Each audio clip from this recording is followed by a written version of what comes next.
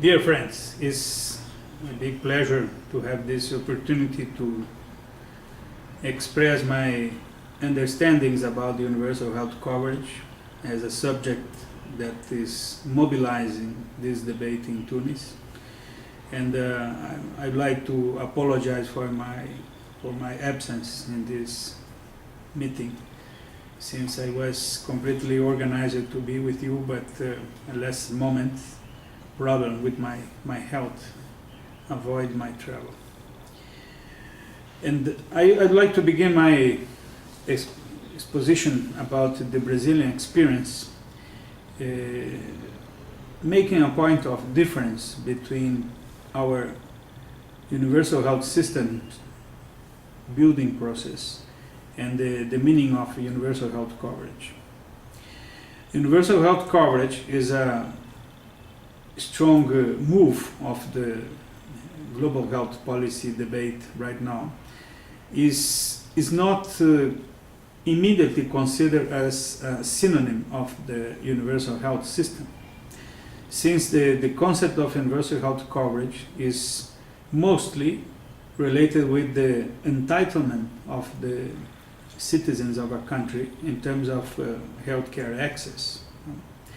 I can provide universal health access through universal health systems that could be unified or not, in the sense that everybody could have the same status in terms of citizenship right, and in this case, as in the Brazilian case, everyone is included in the system, since the financing of our system, the Brazilian system, is based on the general income of the Brazilian state. So we have a single payer model where the national government, the state governments, and the local governments, they share the costs of the system using the resources that are received in terms of tax collection to provide the subsistences and the operation of the system. But means that everybody in Brazil is covered by the national health system. The 209 million people are covered by this universal system. There is not a concept of insurance, what means that everybody has the same status in terms of the benefits of the system. If the system is not powerful enough to give the correct answer to the need of the people, is a problem of the system itself, is not related with the status of the insurance every citizen could have, because there is no difference in terms of insurance contract, since there is no insurance concept in that. This is radically different from the universal health coverage as an idea that I will be able to cover all people in a country, but combining different kinds of insurance or modalities of care. What means that I could easily have in the same country a universal health coverage with different levels of benefits. We can observe this in systems that are historically oriented by this concept of general entitlement with different levels or modalities of benefits. We can observe that in the national health systems in Chile, in Colombia, in Mexico, where there is a kind of basic insurance scheme that will cover basic needs, and then other levels of insurance that will cover people that will have contributive capacity, to the system. What means that those kinds of systems are not oriented to finance their actions through the general income of the general tax systems of the countries, but they are related with the nature and amount of social contribution of people according to their work status. No? For them, or for the people that have no economical capacity to be contributive, then we will have a category where people will be covered by the state through tax income or through solidarity schemes from the other contributive citizens. And it will represent that everybody will be covered, but not everyone will have the same benefit or service according to their needs. I began using this distinction between the final meaning of universal health coverage and universal health systems to establish the difference or the singularity of our Brazilian health system. In the context of Global South, we are quite an exception, since we adopted in 1988 a universal health system based on the fully right of the people to health and the fully right to social security, with the correspondent duty of the state to finance, to manage and provide health service for everyone in every part of the country, every region of the country. And this definition of a universal system was followed by the concept of the comprehensiveness of this universal access. What means that not only everybody is included with the same status for benefit, but the nature of benefit or answer to the health needs is very much comprehensive. What means that it's not only primary health care, but it includes all levels of specialized care, including transplantation of organs and tissues, the full care of oncology problems, as well as the access to expensive drugs that are necessary to manage very rare and aggressive pathologies and so on.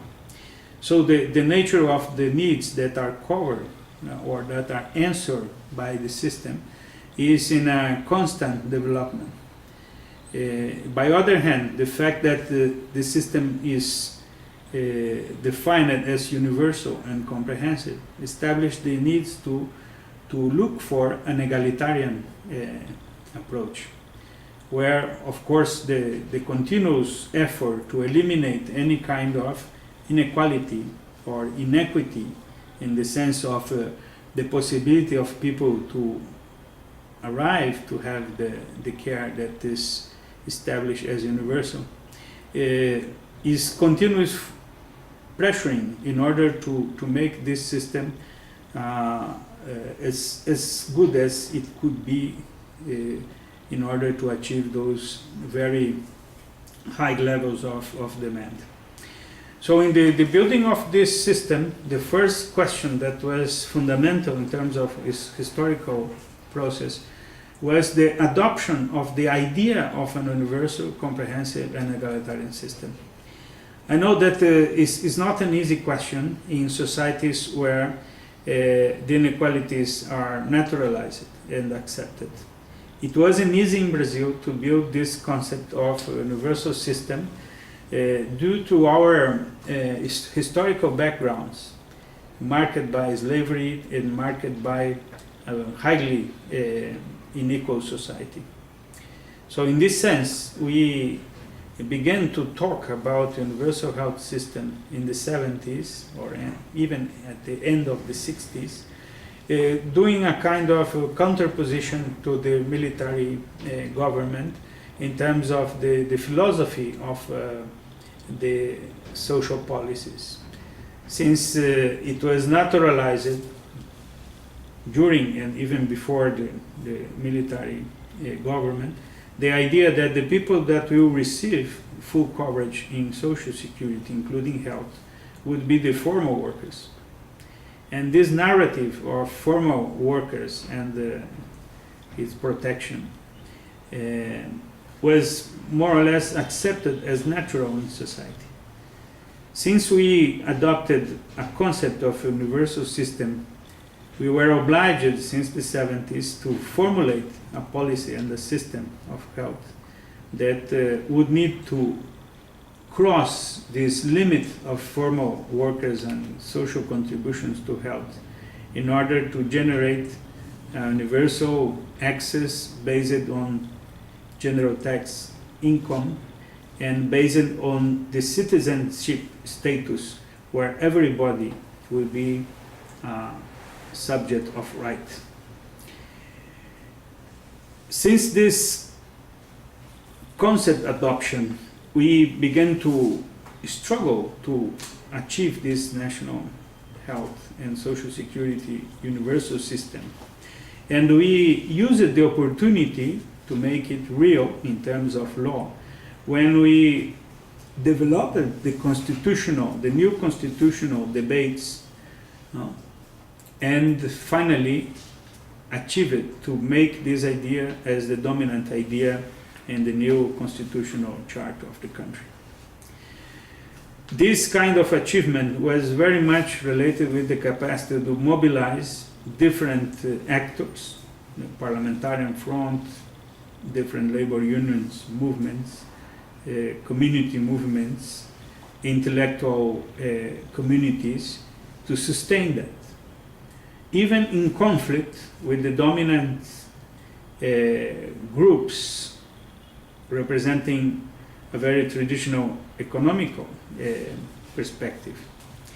What explained the difficulty to finance this system since the beginning, since the even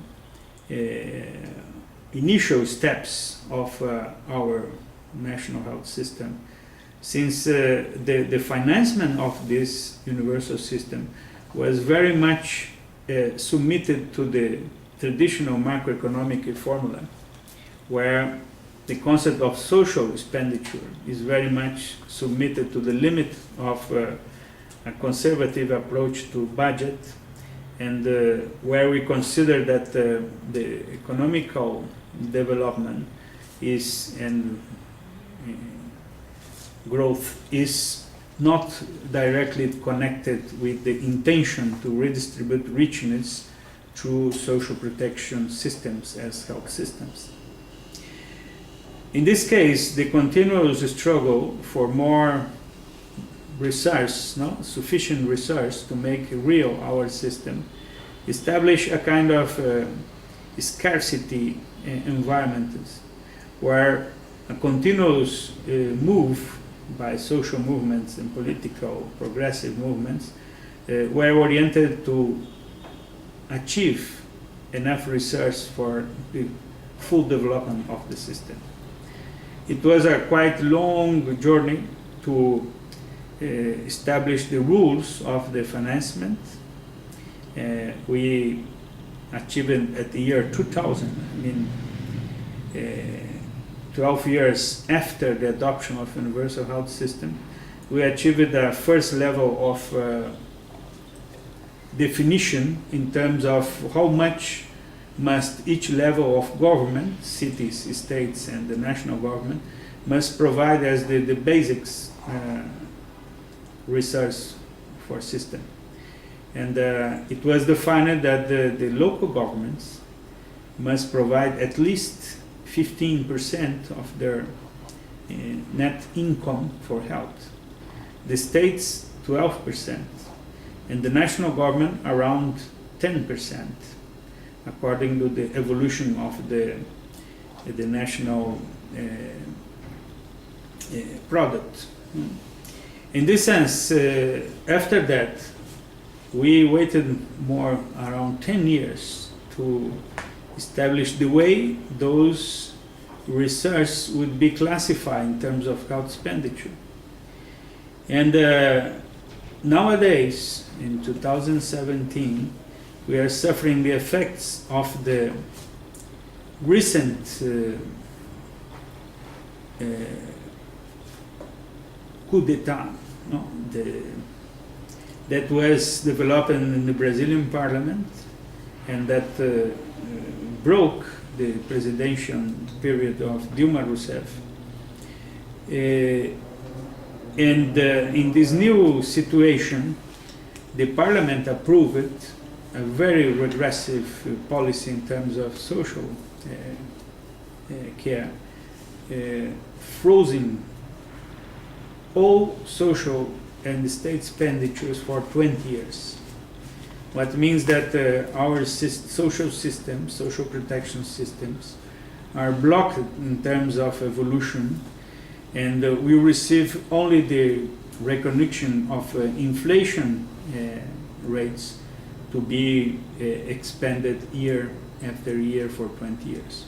It's a very severe and aggressive austerity policy where the blockage of resources is representing the private interest in terms to limit the increasing of the public health systems, limiting their possibilities of development, and creating a kind of pressure for alternative schemes in terms of social policy and health access. It's very much related in our context with the idea of universal health coverage. That's interesting to mention, because the Minister of Health is talking about to create a kind of procure insurance, what would be a scheme outside the national health system, introducing the possibility for people with low economical capacity, low wages, to have private health insurance that could provide basic care. The argument around that is that we could expand coverage and access in a moment where our national health systems is under pressure, economical pressure, and overcharged or overcrowded by the social demand on health. When we put this kind of initiative in a broader perspective and we relate that with the international speech on universal health coverage, we find, especially if we read the handbooks of the World Bank, the kind of formula where we establish the division between universal health systems provided by the state only for the extremely poor, and a kind of or a variety of alternatives in terms of health insurance that could be provided by public and private insurers, and the services of public or private service providers that could compose a kind of universal health coverage scheme. So I'd like to underline that, because when we talk about the use of this opportunity that in a sense was provided by the adoption in the United Nations General Assembly of universal health coverage, and I understand that for many countries this is the opportunity to establish a debate that could cover all population, we need to precise the way this coverage will be developed. Otherwise, we can be very naively actors for a kind of system where the private sectors, the insurers and providers, will be reinforced by the use of public money. And the final picture won't be necessarily a national health system, but a kind of fragmented system where the different rights will be object of different answers according to the different schemes of insurance and health provision. In this perspective, the Brazilian historical pathway is the proof that it's possible to build another kind of approach. Of course, the creation of a universal health system in Brazil didn't eliminate the existence of a private market. Nowadays, with 209 million inhabitants, Brazil population in almost 75 to 78% is only dependent on the universal health system. The other part of the population, around 25% more or less of the people that could have private insurance, mostly civil servants and military servants of the state, and some workers categories linked with the big economical areas of our economy, they have private insurance together with the right to use selectively the services of the national health system, the universal health systems. So it's a kind of privilege that was conceived in our constitutional process in 1986 to 88, because it was necessary to convince the middle classes and the organized workers unions and powerful worker unions they wouldn't have any loss with the adoption of a universal health system. So the existence of those two dimensions of health system, a universal one and another one that's limited to the status of insured of part of the population, was necessary to make it politically possible to approve the universal health system. The advantage of that was to create the system as a reality in Brazilian society and to develop a kind of very comprehensive and sophisticated system with a very strong move towards primary health care, but at the same time with the development of specialized emergency in hospital care. If you ask me if this extension of this system, no, for a big population in a very big territory with more than 8,500,000 square kilometers is enough, if it is enough and qualified in all regions of the country, I could say that no, not. I mean, we have a very strong system that was very much developed in different dimensions of population needs. We've achieved to have a very important impact in the reduction of infant mortality, maternal mortality, the reduction of in-hospital care in terms of a redistribution of care in primary health care. But the dimension of our system and the results are still object of development and qualification. So if you consider that we have right now around 50,000 primary health care teams with doctors, nurses, and auxiliary nurses and community health agents and so on, covering a population that's more than 120 million people.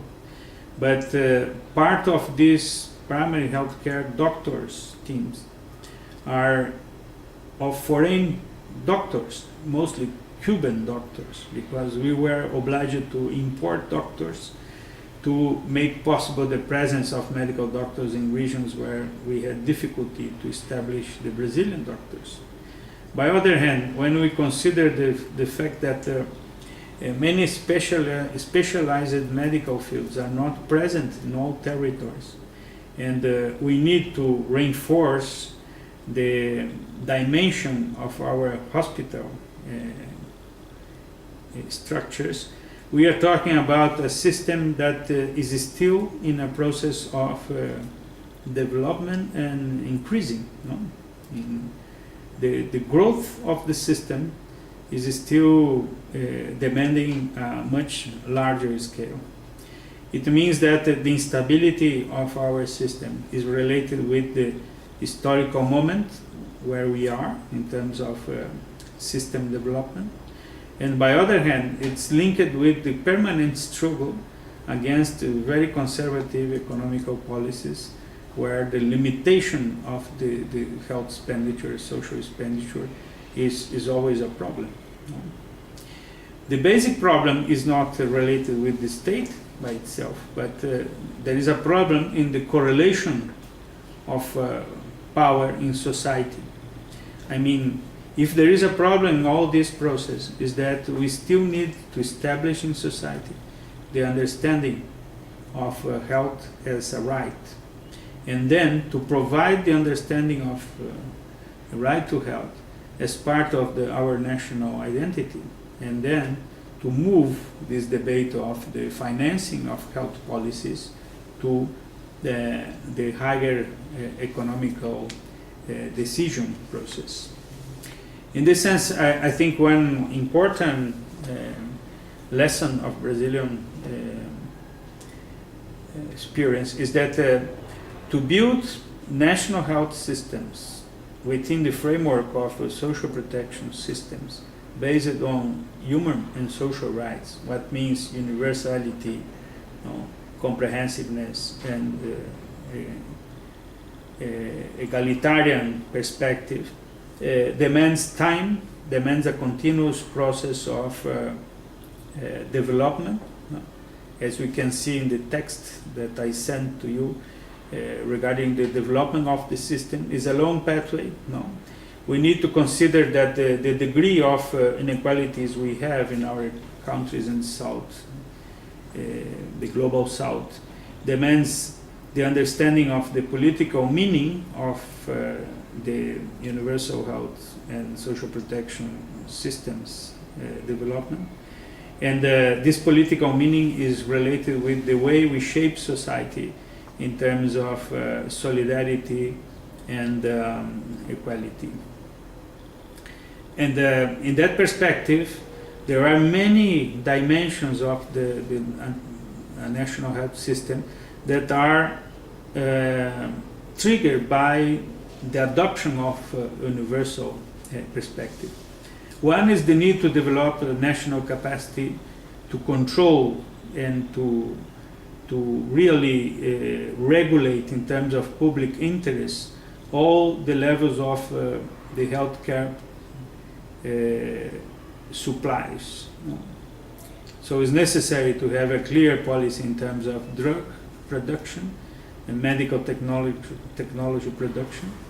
By the other hand, it's necessary to understand that the workforce in health is a very, very strategical dimension of the system, what means not only to build a profile that will be connected with the values and senses of a national health system, universal system, but as well as the need to establish this workforce distributed in the social territories of the country in order to integrate all populations under the access to care and the accessibility to services. The other fundamental aspect is that a real national health system must be very much concerned with the results for people. I mean the impact in the status of population health. What means to be very much connected with other dimensions of social protections. I mean, the access to housing, to energy, to water and sanitation, to food, to good conditions for work and employment and salaries, and the access to other dimensions of social welfare, as the access to justice, to public security, and so all that together will represent the way the social determination will affect the status of health. And healthcare systems must be very much linked with that and very much oriented to reduce all kinds of discriminations, exclusions, or inequities. The building of a national infrastructure for social care and social health care needs to be planned in short, medium, and large periods of time. And the investment must be considered in those fields as part of the national development. So healthcare is an active part of health, is a very important part of the national economy. And if we consider like that, we can have the arguments to have public investment to develop national capacities for healthcare, eliminating the lack of sovereignty that are very much linked with the adoption of schemes that will be mostly, in many cases, oriented to provide richness for private sectors, frequently non-national sectors, that are very much connected with the present process of universal health coverage. So I'd like to finish saying that I'm convinced that we need to use this opportunity for this global debate on universal health coverage as a kind of opportunity to enhance our ambitions around universal health systems. I think it's extremely important to have opportunities, as we have now in this meeting, to exchange ideas about regional strategies, since the blocks of countries are nowadays a very important space of economical decisions. And if we can include a social agenda where the intentions could be combined among the different social movements, in political movements in each country, and beyond that in a regional perspective, we can have much more powerful possibilities to make incidence in the decision making. But first of all, it's necessary to have a clear concept. If we deal with universal health coverage without a clear perspective to achieve universal, comprehensive, and egalitarian systems, it's possible that at the end of the day, at the end of the journey, we'll have a coverage that will install a very unequal system. And I think the way we adopt in Brazil is extremely important as a reference for a complex, difficult, and long-term process to build effective universal health systems.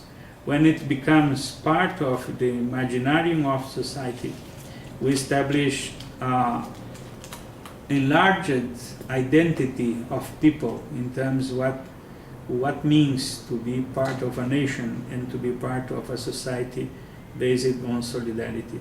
This is the highest challenge for us as health activists and people concerned with the well-being of our populations. Thank you very much.